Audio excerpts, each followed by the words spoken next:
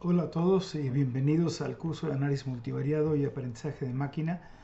El objetivo de este video y un siguiente video es el repasar algunos de los conceptos básicos que ya deben de conocer porque los han de haber estudiado en cursos, debían de haber estudiado en cursos previos al actual. Eh, Vamos a hablar en este primer video de las principales distribuciones que vamos a estar utilizando y del concepto de distribución muestral de un estadístico. Como saben, una de las distribuciones que más se utiliza, y esto lo han visto en sus diferentes cursos, es la distribución normal estándar. Esta distribución normal estándar esta es la fórmula de la función de densidad de la distribución normal estándar. Tiene dos parámetros que son la media y la desviación estándar, o podemos hablar de la media y la varianza. Algunos autores hablan de la media y la desviación estándar, otros de la media y la varianza. Es lo mismo, la varianza es el cuadrado de la desviación estándar. También debemos estar todos ya familiarizados con el concepto de distribución normal estándar, que es el caso particular donde la normal tiene media 0 y desviación estándar 1. Entonces deberíamos estar todos familiarizados con ese concepto. Esta es la forma de la distribución normal, tiene una forma de campana y sabemos que, por ejemplo, el área bajo la curva que está entre menos 1 desviación estándar y una desviación estándar es alrededor del 68%. El área bajo la curva entre casi 1.96 desviación estándar y menos 1.96 es el 95%, etc. Un ejemplo, supongamos que los niños en cierto rango de edad tienen un IQ que se distribuye como normal con media 100 y desviación estándar 15. Si quisiéramos saber de ese grupo, de esa población de niños, qué porcentaje se esperaría que tuvieran un IQ entre 85 y 115, pues ya sabemos que el 15 pues, es la desviación estándar de esta distribución. Entonces, ¿qué porcentaje estarían entre más y menos un desviación estándar? Pues acabamos de ver que sería aproximadamente el 68%. Si quisiéramos saber qué porcentaje de niños se espera que tengan un IQ entre 70 y 130, pues eso está dos desviaciones estándar abajo de la media y dos desviaciones estándar arriba de la media. Entonces aquí sabemos que esta área aproximada sería el 95.4% de los niños que caerían en ese rango.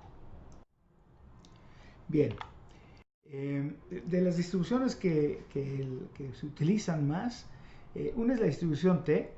La distribución T, esa es la forma analítica de la función de densidad.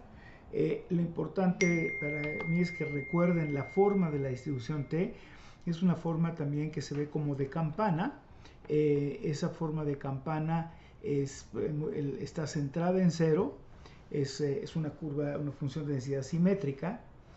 Se parece mucho a la normal y tiene un solo parámetro que es el número de grados de libertad, porque esta distribución T siempre está centrada en cero.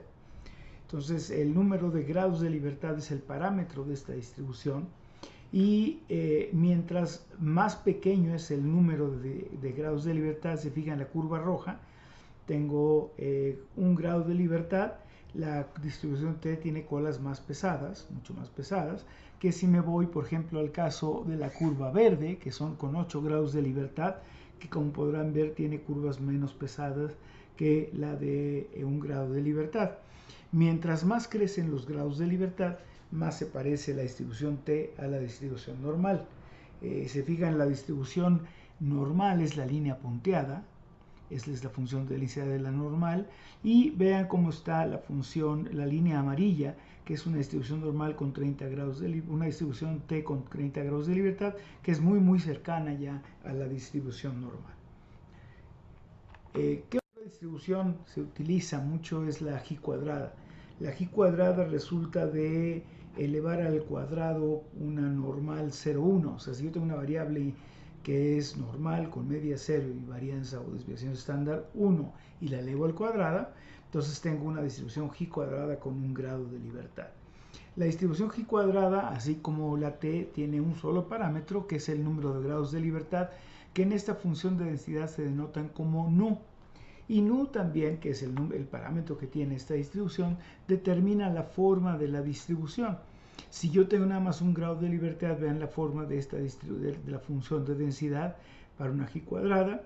Y vean, por ejemplo, esta es la forma de la función de densidad con la línea azul con 3 grados de libertad y con 5 grados de libertad la línea amarilla.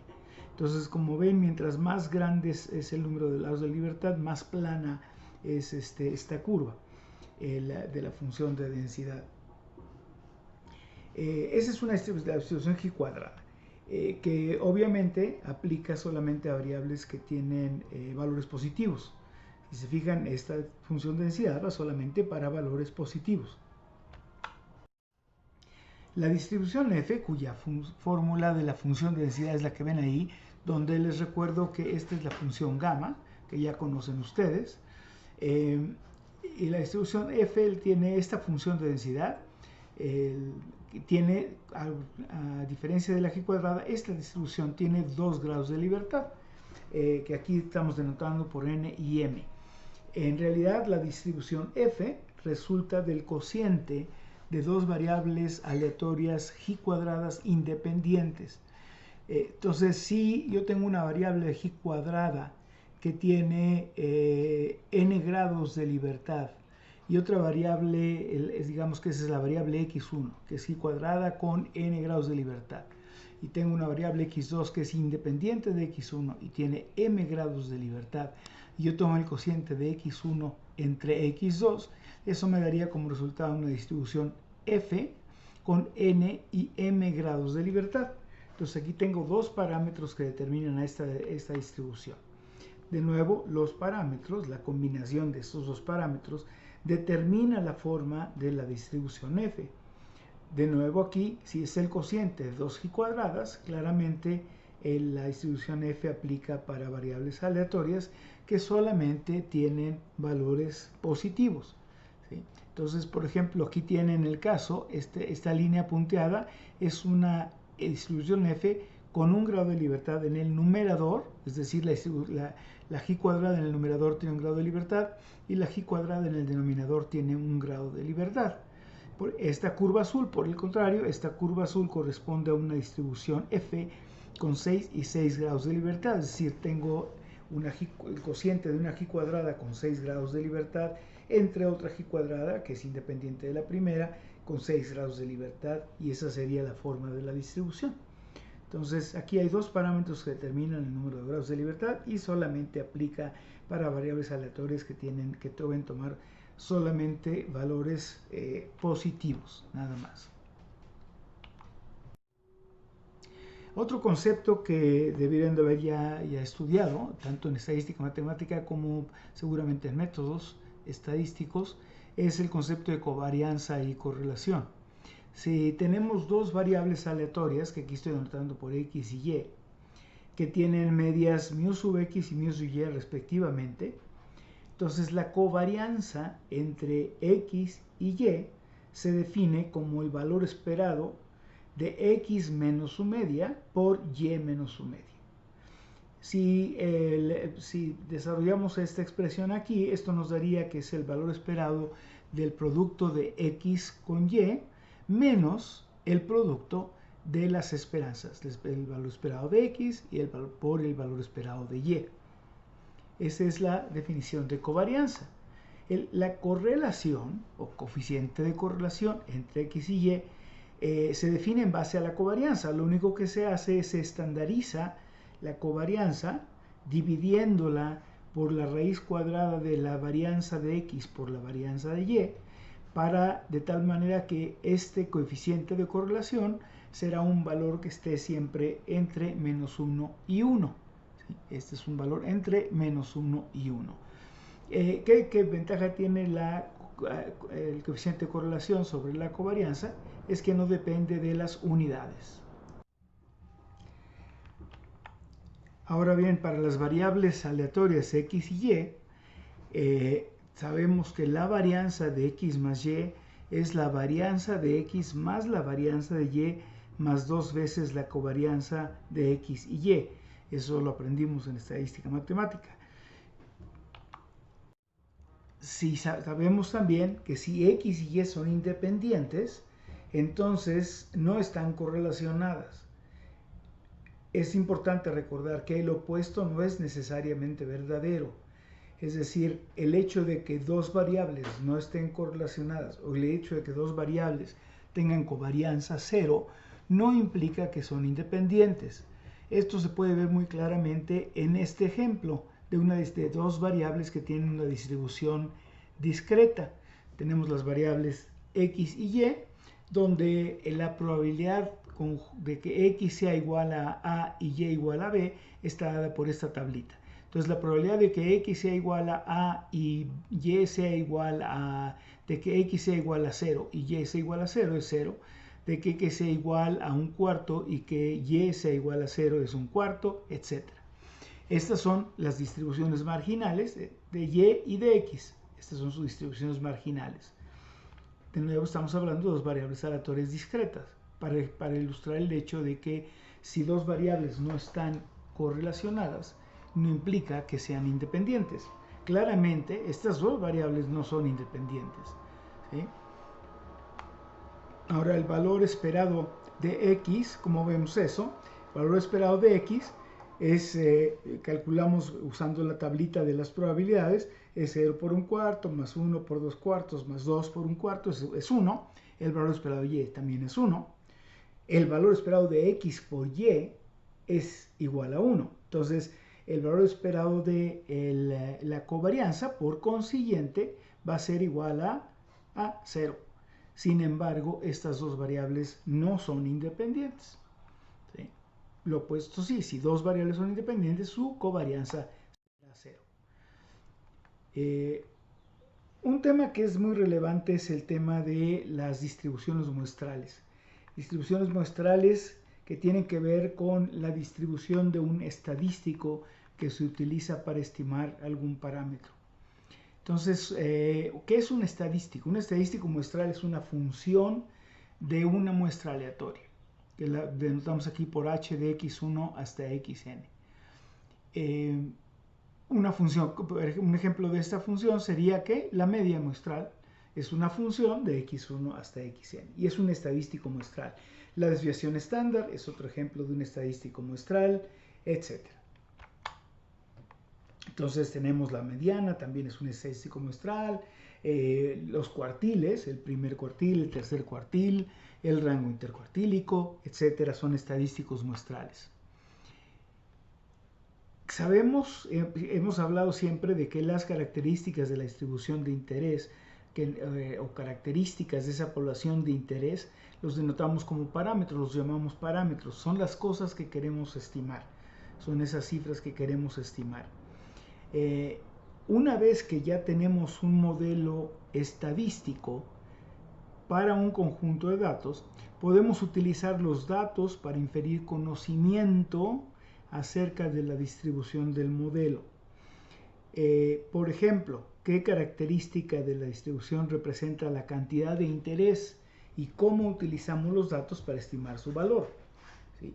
Por ejemplo, me interesa de una población entender cuál es la media de la estatura en cierta población. Entonces la media sería el estadístico de interés. Ahora, ¿qué estadístico utilizo para estudiar la media, para estimar la media? Podríamos definir que vamos a estimarla a través de la media muestral. Si queremos encontrar, por ejemplo, una medida de localización, la distribución de ingresos en el país. Si yo quisiera caracterizar la distribución de ingresos en el país y utilizo la media se va a ver influenciada por ingresos muy altos que representan un porcentaje muy bajo de la población. Entonces, esa distribución tendría una forma muy sesgada, ¿sí? Una distribución como la del ingreso. Y entonces, a lo mejor una mejor medida para caracterizar la ubicación de la distribución es la mediana. Y entonces, en ese caso, pues el estadístico que utilizaríamos para estimarla sería la mediana muestral. ¿Sí? Luego la siguiente pregunta es: ¿qué distribución o modelo representa mejor un conjunto de datos? También podemos tratar de inferir cuál es la distribución que mejor representa un conjunto de datos. Hemos hablado ahorita de estimación de parámetros, pero también podemos hablar de estimación de funciones de densidad o de funciones de distribución. Vamos a ver lo que es la distribución muestral de un estadístico. Si yo tengo n variables aleatorias que representan una muestra independiente de cierta distribución, es decir, x1 hasta xn son independientes, idénticamente distribuidas de cierta distribución, y por consiguiente, cualquier función de x1 hasta xn es también una variable aleatoria. Y por ser una variable aleatoria tiene una distribución que conocemos como la distribución muestral de h, del estadístico h. Entonces, por ejemplo, x barra, que es una función, un estadístico basado en una muestra de n observaciones, x barra va a tener una distribución muestral, ¿sí? Porque x barra, como es el promedio de esas variables aleatorias, es una variable aleatoria. Ese es el caso que vemos aquí. Si h de x1 a xn es x barra, entonces este estadístico tiene su correspondiente distribución muestral. Y de acuerdo a la ley de los grandes números, el límite en probabilidad, cuando n tiende a infinito, la probabilidad de que x barra menos la media de esa población sean mayores que epsilon para cualquier epsilon mayor que 0, este límite es 0. Conforme n crece, x barra se aproxima cada vez más y más a la media poblacional.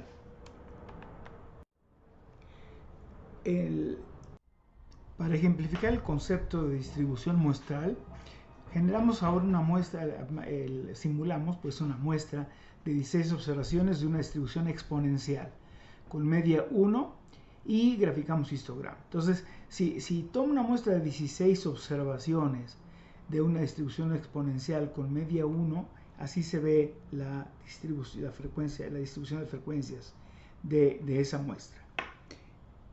Si ahora vamos a generar 10, 30 y 1000 muestras, y para cada caso vamos a calcular la media muestral y vamos a graficar su distribución. Entonces vamos a generar muchas muestras de la misma distribución exponencial con media 1. Calculamos la media muestral y vemos la distribución de esa media muestral. Entonces, por ejemplo, ¿cuál es si vemos la distribución de las medias muestrales de muestras de 16 observaciones, todas van a ser muestras de 16, aquí son muestras de 16 observaciones, y estamos viendo el caso de la distribución de x barra para muestras de 16 observaciones de una exponencial con media 1. Ahora, ¿qué pasa si veo la distribución de x barra con muestras de 16 observaciones? Son el mismo número de observaciones, pero ahora incremento el número de simulaciones. Aquí nada más simulé 10 muestras, aquí simulé 30, y así es como se distribuyen las medias muestrales. Ese es para el caso de 30. Y si ahora este proceso lo repito 1000 veces, la distribución de la media muestral para muestras de 16 observaciones de una exponencial con media 1, vean cómo se parece cada vez más a una distribución normal. Esto ya tiene toda la facha de una distribución simétrica, ¿sí? Que se parece de hecho a una distribución normal. Si de estas 1000 muestras, 1000 simulaciones que hicimos de muestras de 16 observaciones cada una, si hacemos una gráfica de scores normales de estas muestras, de estas simulaciones que hicimos, podemos ver que se aproximan ya mucho a una distribución normal. Recuerden que esta gráfica nos representa los percentiles muestrales en el eje de las Y y en el eje de las X los percentiles teóricos si la distribución fuera una distribución normal. También se conoce como, lo conocemos como normal QQ plot o normal scores plot, o gráfica de scores normales o gráfica de normalidad.